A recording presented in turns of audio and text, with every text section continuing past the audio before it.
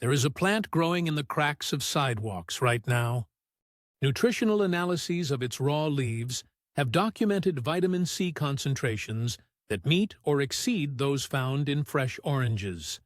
Its mineral density, spanning calcium, iron, zinc, and potassium, rivals the profile of many cultivated leafy greens. Science confirmed what ancient civilizations already knew. The modern world simply stopped looking. No pharmaceutical company funded large-scale research on it. No agricultural corporation sought to commercialize it. Because this plant cannot be owned. It grows without permission. It appears in gardens, cracks, and forgotten lots across every inhabited continent.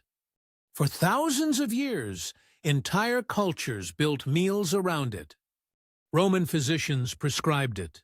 Medieval monks documented it. Then the industrial age arrived, and the plant became a threat. The system had a name for it. They called it a weed. Its scientific name is Malva neglecta. The word neglecta means deliberately overlooked. If you enjoy discovering plants that history erased, subscribe to this channel. Malva neglecta is small. It rarely grows taller than 30 centimeters. Its leaves are round and slightly ruffled, shaped like open palms catching rain. The edges are gently scalloped, soft to the touch, and a deep, quiet green. In spring, tiny white flowers appear along the stems. Each petal is heart-shaped, delicate, almost invisible from a distance. The plant hugs the ground. It spreads laterally rather than reaching upward. This low profile is not weakness, it is survival strategy. Malva neglecta evolved to resist wind, drought, and foot traffic. It can germinate in compacted soil where most cultivated plants would fail. Its roots are shallow but wide, drawing moisture from the thinnest layer of earth. The leaves grow densely, creating a living carpet that suppresses erosion. In autumn, the foliage softens. The stems become woody near the base. Seeds fall quietly into the soil. The cycle restarts without human intervention. This is a plant that learned to thrive where others were planted and destroyed. Nature did not design it for aesthetics. It designed it for endurance. Oranges became the symbol of vitamin C in the 20th century. Marketing campaigns shaped this belief more than science did.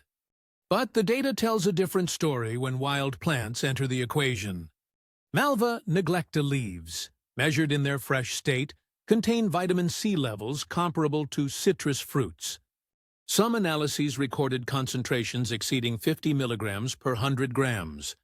Oranges average around 53 milligrams per 100 grams.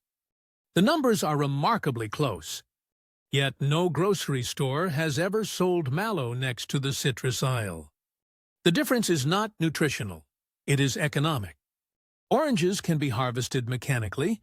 They survive refrigeration. Mallow leaves bruise within hours of picking. They cannot be shipped across oceans in plastic containers. So the industry chose the fruit it could profit from. The plant with comparable vitamin C was left to grow in sidewalk cracks. This is not a failure of nature. It is a failure of priorities. The vitamin was always there. The system simply decided not to count it. Vitamin C is only the beginning of what Malva neglecta carries. Its mineral profile is dense and diverse beyond what most cultivated greens offer. Calcium content in mallow leaves has been measured at levels significant for bone health discussions. Iron concentrations appear in documented analyses at notable rates. Potassium, essential for heart rhythm and cellular function, is present in meaningful quantities. Zinc and magnesium round out a mineral spectrum that reads like a pharmacist's checklist. Ancient cultures did not have laboratories. They had observation. They watched which plants kept communities healthy through long winters. Malva neglecta was among them consistently. Mediterranean cultures preserved this knowledge in oral tradition for millennia. The plant was eaten raw, dried, and cooked without ceremony. It was not a luxury. It was infrastructure. The modern nutritional database is beginning to catch up with what grandmothers across southern Europe already understood. The minerals were never missing from human access. They were simply growing where no corporation thought to look. Malva neglecta is not a modern discovery. It is an ancient one. Dioscorides, the Greek physician who catalogued plants in the 1st century AD, documented mallow as a dietary staple. Pliny the Elder referenced its nutritional value in his Natural History, written nearly 2,000 years ago. Roman soldiers carried it on campaigns. It was lightweight and abundant everywhere. The plant traveled with armies and settled wherever they stopped. Medieval monasteries preserved botanical knowledge that the outside world discarded.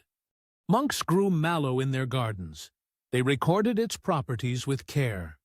Across the Mediterranean, from Spain to Greece, mallow appeared on tables as naturally as bread. It was not exotic. It was ordinary. That was its power. Ordinary plants do not get celebrated. They get forgotten. The cultural memory of mallow survived in rural villages long after cities abandoned it. Grandmothers in southern Italy and rural Turkey still recognize it by sight. The knowledge did not disappear. It was simply pushed to the margins. History did not erase Malva neglecta. It just stopped writing about it. The 20th century changed the relationship between humans and wild plants permanently. Industrial agriculture demanded uniformity. Every crop had to look identical in every harvest. Malva neglecta offered no such consistency. Its leaves varied in size. Its growth depended on local soil and rainfall. It could not be standardized. It could not be branded. Herbicide companies needed enemies to sell solutions against.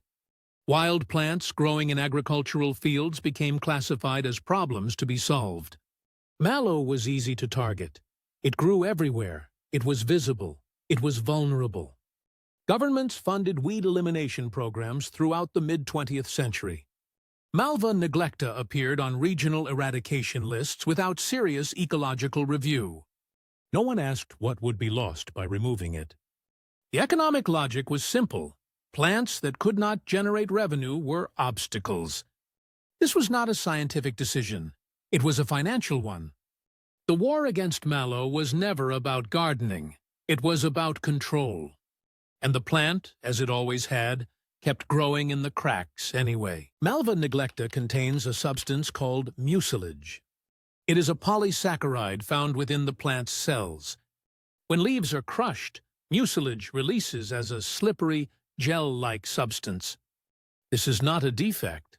It is one of the most studied compounds in botanical science.